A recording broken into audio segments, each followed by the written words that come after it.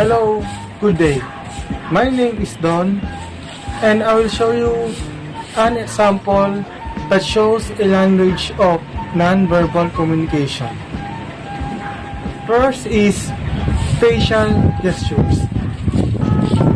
Facial gestures is a type of non-verbal communication that easily sees by people in their faces.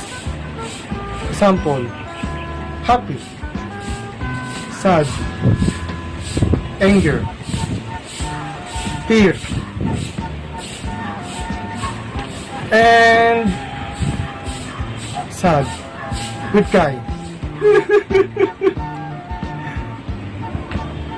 Second is sense of touch, like this.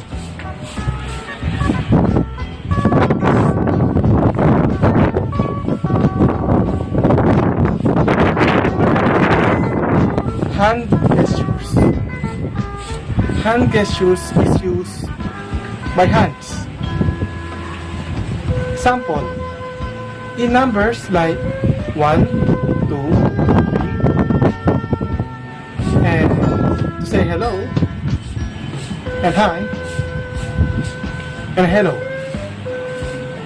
and goodbye.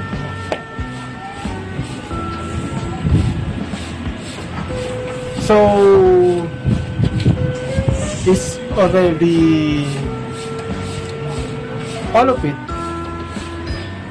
and that is a 2-minute video that shows non-verbal communication. And before goodbye, please subscribe my channel and goodbye.